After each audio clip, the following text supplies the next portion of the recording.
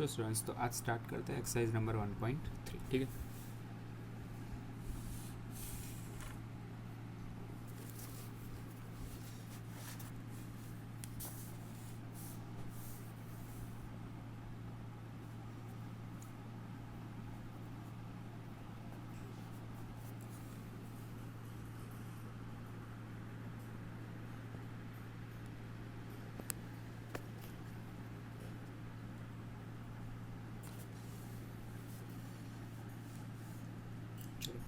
तो exercise number 1.3 में हमारा क्वेश्चन नंबर 1 जो है वो है कि prove that under root 5 is irrational. Okay, चलो हमें क्या प्रूव करना है कि हमारा जो अंडर रूट 5 है ना वो इरेशनल है। वैसे हमें तो पता ही है कि वो कैसा नंबर है, इरेशनल नंबर है।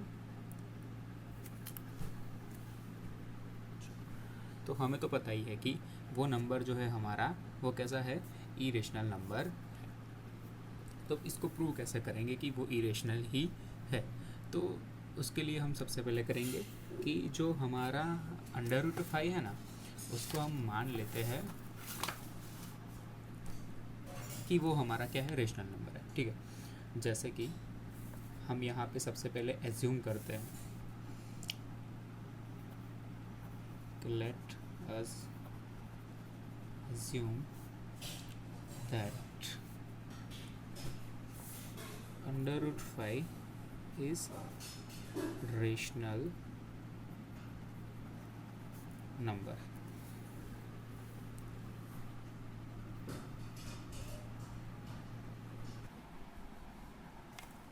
चलो, तो हमें क्या करना है कि रूट 5 जो है उसको इरेशनल प्रूव करना है। तो उसको हमने क्या मान लिया, उसको हमने एज्यूम कर लिया कि अंडर रूट 5 हमारा क्या है, रेशनल नंबर है। चलो, तो ये हमने सिर्फ एज्यूम किया हमारी तरफ से कि जो अंडर रूट 5 है वो कैसा नंबर है, रेशनल नंबर। चलो, अब देखते हैं कि अगर वो रेशनल नंबर है तो रेशनल नंबर कौन से फॉर्म में होता है। तो रेशनल नंबर मैंने आपको दिखाया था कि जो रेशनल नंबर होता है वो होता है P/Q फॉर्म में। ओके, तो मैं इस अंडर रूट 5, अगर मैंने माना है कि अंडर रूट 5 मेरा क्या है, रेशनल नंबर है, तो इस अंडर रूट 5 के इक्वल टू में मैं क्या रख सकता हूँ कि देखो ये P/Q फॉर्म वाला रख सकता हूँ कि under root 5 is equal to A/B लिख सकता हूँ। ठीक है, क्योंकि हमारा जो A है और B है ये एक P/Q फॉर्म वाला नंबर है, और P/Q फॉर्म वाला जो नंबर होता है वो कैसा नंबर होता है, रेशनल नंबर होता है। ठीक है, चलो अब देखते हैं कि ये A और B कैसा है। ओके, तो where A and B are co prime number. Okay, तो को प्राइम नंबर क्या होता है, आपने प्राइम नंबर पढ़ा। तो प्राइम नंबर मतलब ऐसे नंबर्स जो किसी के भी टेबल में ना आते हो। ठीक है, प्राइम नंबर जैसे कि 2 है, 3 है, 5 है, वो सिर्फ खुद के ही टेबल में आते हैं और 1 के टेबल में आते हैं। और अभी पढ़ेंगे हम को प्राइम नंबर। तो को प्राइम नंबर क्या होता है वो देख लेते हैं। तो को प्राइम नंबर है ना हमेशा पेयर में होता है, पेयर होती है कि पेयर ऑफ को प्राइम नंबर। तो ये पेयर क्या होती है, तो पेयर हम किसे बोलते हैं कि कोई भी दो नंबर्स हो, है ना, तो वो दो नंबर्स की जो जोड़ी है उसको हम पेयर बोल देते हैं। तो अब हमारे पास मैं एक लेता हूँ 3 एंड 5। जैसे इसको ये 3 एंड 5 है ना, वो 3/5 इस तरह से लिखा गया है। तो देखो ऊपर और नीचे से अभी कुछ कट हो रहा है, कुछ कट नहीं हो रहा है ना। तो तब जाके ये जो नंबर बना ना हमारा, वो दो numbers 3 and 5 are co prime number. ठीक है, को प्राइम नंबर किसे बोलेंगे, जो ऊपर और नीचे कहीं पे भी एक दूसरे के साथ कट नहीं होने चाहिए। ओके, जैसे कि दूसरा एक नंबर ले लेता हूँ 4 एंड 9। अब ये 4 और 9 दोनों हमारे लिए कैसे नंबर्स हैं, दोनों नंबर्स हमारे लिए कॉम्पोजिट नंबर है। ठीक है, कॉम्पोजिट नंबर कहलाएंगे। क्यों कॉम्पोजिट, तो 4 का फैक्टर्स निकलता है, जैसे कि 2 × 2 4 2 के टेबल में भी आता है, 4 1 के टेबल में भी आता है और 4 खुद के टेबल में भी आता है, ठीक है। तो ये इतने सारे टेबल्स में आता है। देखो प्राइम नंबर क्या था कि प्राइम नंबर सिर्फ अपने ही टेबल में आता है, खुद 3 जो है वो 3 के टेबल में आएगा और 1 के टेबल में आएगा। लेकिन ये 4 जो है वो 4 2 के टेबल में भी आएगा, 1 के टेबल में भी आएगा, 4 के टेबल में भी आएगा। और 9 जो है 9 का भी ऐसा ही है, 9 खुद के टेबल में भी आएगा, 3 के टेबल में भी आएगा, ठीक है। तो इस तरह से ये नंबर्स हमें मिल जाते हैं। तो अभी देखना कि ये दोनों कैसे हैं, कॉम्पोजिट नंबर, ये दोनों हैं हमारे कॉम्पोजिट नंबर्स। और अब इस कॉम्पोजिट नंबर्स को हम क्या करेंगे कि ये दोनों कॉम्पोजिट नंबर को हम अगर इस तरह से लिखते हैं 4/9, ठीक है। तो ये जो 4/9 हमने लिखा, ये 4/9 वाला रेशियो मतलब ये एक रेशनल नंबर कहलाएगा, ठीक है। ये रेशनल नंबर जो है ना, वो रेशनल नंबर में 4 और 9 इसमें से ऊपर नीचे कुछ कट हो रहा है, 4 और 9 में ऊपर नीचे कुछ कट हो रहा है। जैसे कि मैं आपको बताऊं, कट होने का मतलब 5 और 15 है, तो 5 3 ज़ा 15, ऊपर नीचे कुछ कट हुआ। तो उस तरह से यहाँ पे कुछ कट हो रहा है, नहीं हो रहा है, ठीक है। तो जब ऊपर नीचे से कुछ कट ना हो और वो दोनों नंबर्स को हम क्या बोलेंगे, तब को प्राइम नंबर्स बोलेंगे। तो ये तो हम समझे कि को प्राइम नंबर्स क्या होता है। अब हम फिर से क्वेश्चन पे आ जाते हैं कि हमने क्या माना था कि √5 को रेशनल नंबर माना था, √5 = a/b कर लिया था, ओके। तो a और b जो हमारे कौन से नंबर थे, को प्राइम, मतलब कि ऊपर नीचे अभी कट नहीं होंगे, वैसे वाले नंबर्स है, ठीक है। चलो तो भी देखते हैं √5 को कैसे हम लिए थे। तो √5 = a/b लिया था, ओके। तो √5 = a/b लिया था। अब ये तो हमने माना था कि √5 हमारा क्या है, रेशनल नंबर है, तो ये हमने हमारी तरफ से माना था। अब इसको हम प्रूव करने जाएंगे कि ये इरेशनल है। कैसे, तो देखना समझना। अब हमने क्या कर लिया है कि √5 = a/b मान लिया है, ओके। अब करते हैं squaring both side, squaring on both sides. तो दोनों साइड पे हम क्या करेंगे, स्क्वायरिंग करेंगे। तो यहाँ पे है √5, उसका स्क्वायर करेंगे, और यहाँ पे है a/b, उसका स्क्वायर करेंगे। तो √5 का स्क्वायर आएगा 5, a का स्क्वायर a, b का स्क्वायर b, ओके। चलो अब इस b को यहाँ पर ले जाता हूँ मैं। तो b² = b² × 5 = a² बनेगा, ओके।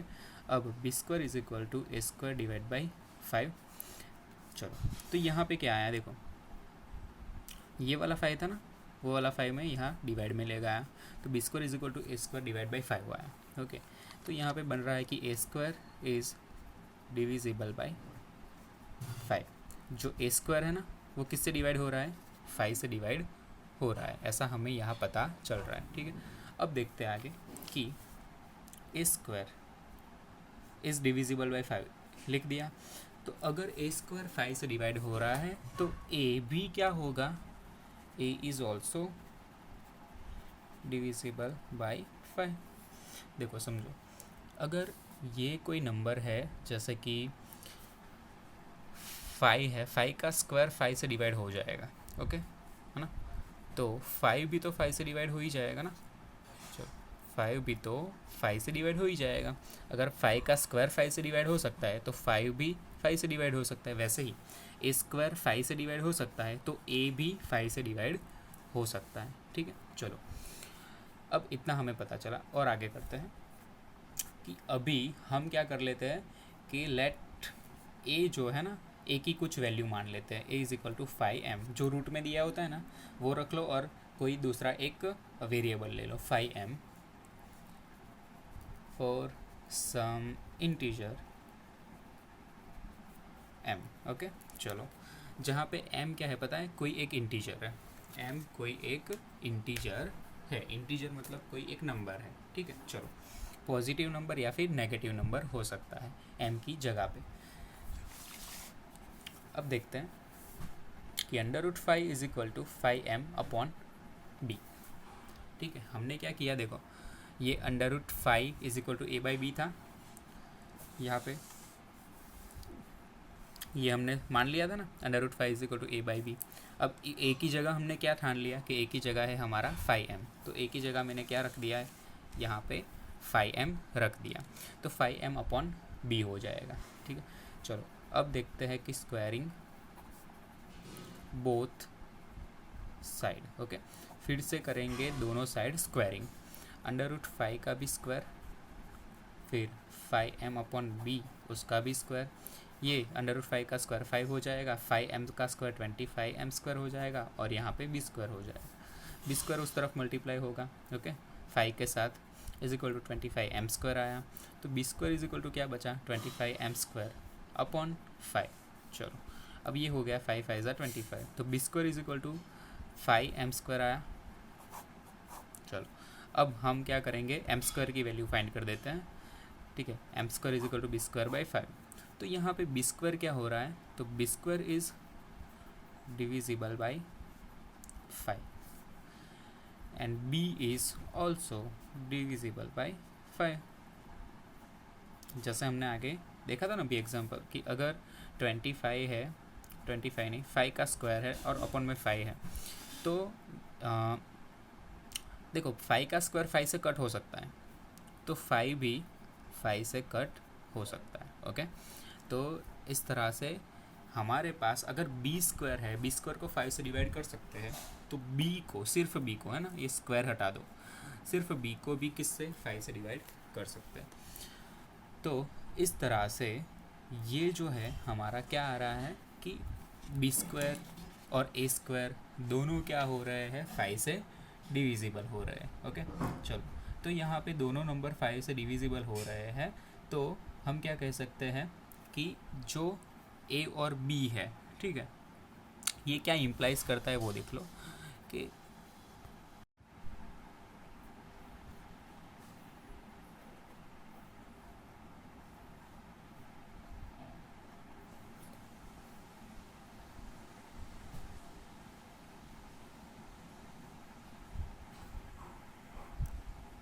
चलो तो यहाँ पर क्या हो रहा है कि हमने देखा कि ए स्क्वायर और बी स्क्वायर दोनों ही 5 से डिवाइड हो रहा है ना, बी स्क्वायर भी 5 से डिवाइड हो रहा है और ए स्क्वायर भी 5 से डिवाइड हो रहा था। अब देखते हैं कि आगे क्या होता है। ठीक है, चलो तो यहाँ पर हमने देखा कि ये क्या इम्प्लाइज कर रहा है कि दिस इम्प्लाइज दैट कि A and B have 5 as common factor. ठीक है, देखो कॉमन फैक्टर मतलब कि बी जो है वो भी 5 से डिवाइड हो रहा है, ए भी 5 से डिवाइड हो रहा है, तो 5 के टेबल में ए वाली वैल्यू भी आती होगी और 5 के टेबल में बी वाली वैल्यू भी आती होगी, इसलिए उन्होंने क्या बोला कि यहाँ पर जो है कि ए और बी दोनों का सेम फैक्टर है, कौन सा 5। चलो, और ये जो कॉन्ट्राडिक्शन मतलब कि हमने जो ये धारणा लगाई थी, हमने जो ये प्रेडिक्शन किया था, ओके, उस प्रेडिक्शन के बारे में देखते हैं कि जो कॉन्ट्राडिक्शन थी ये वाली, then this is a contradiction to that fact that A and B are co prime. ठीक है, हमने क्या किया था कि ए और बी को प्राइम नंबर माना था, लेकिन को प्राइम नंबर कैसे होते हैं कि अगर उनको इस तरह से लिखो तो ऊपर नीचे कुछ कट नहीं होना चाहिए, लेकिन हमने देखा कि ए का जो फैक्टर है वो 5 भी है ना, ए का कोई फैक्टर है वो 5 भी है और बी का कोई फैक्टर है वो भी 5 है, तो 5 तो ऊपर नीचे से कट हो रहे हैं, तो फिर ये तो को प्राइम नंबर रहे नहीं, है ना, ये को प्राइम नंबर नहीं रहे। ठीक है, चलो तो हम तो को प्राइम मान के बैठे थे, लेकिन ये तो को प्राइम निकले नहीं, इसकी वजह से ये जो है under root 5 can not be expressed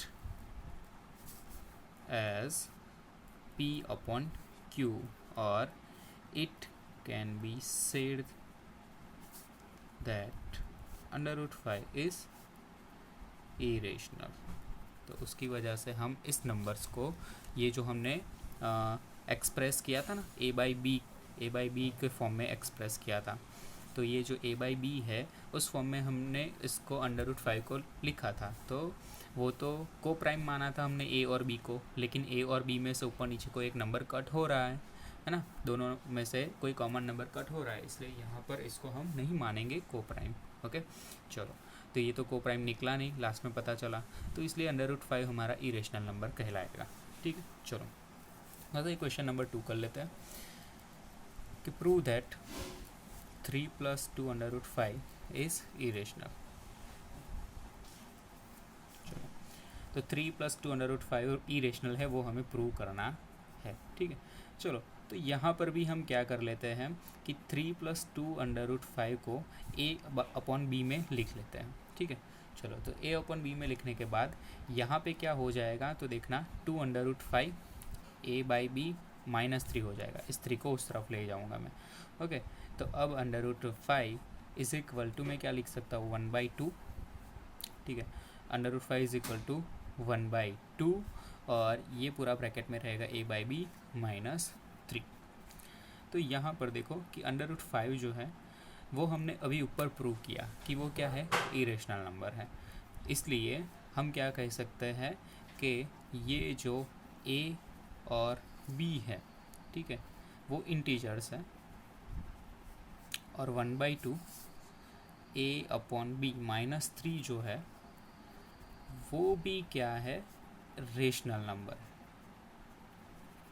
ठीक है, चलो, बट ये अगर रेशनल नंबर है तो इस रेशनल नंबर के इक्वल टू में यहाँ पर भी रेशनल नंबर होना चाहिए था, लेकिन ये रेशनल नंबर नहीं है, ये क्या है, इरेशनल नंबर है।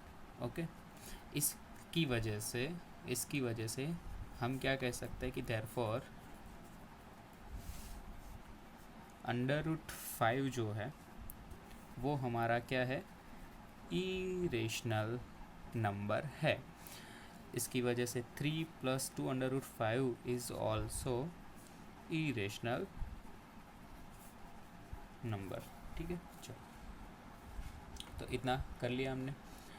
अब उसी तरह से आप क्वेश्चन 3 का फर्स्ट वाला मैं करवाता हूँ। ठीक है, क्वेश्चन 3 का फर्स्ट वाला क्वेश्चन की 1/√2 है, इसको भी हमें इरेशनल प्रूव करना है। तो कैसे करेंगे तो समझना।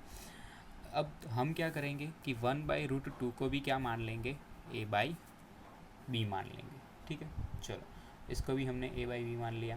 अब a/b मानने की वजह से √2 उस तरफ जाएगा, b यहाँ पर आएगा, a यहाँ पे। ठीक है, b यहाँ पर, a यहाँ पर, और ये √2 ऊपर चला जाएगा, तो ये √2 ऊपर चला गया, तो √2 = b/a आया, है ना। और हमें क्या पता है कि जो √2 है वो हमारा क्या है, रेशनल नंबर नहीं, इरेशनल नंबर है। ओके, देखो b/a हमारा क्या बन रहा है, रेशनल, जहाँ पे a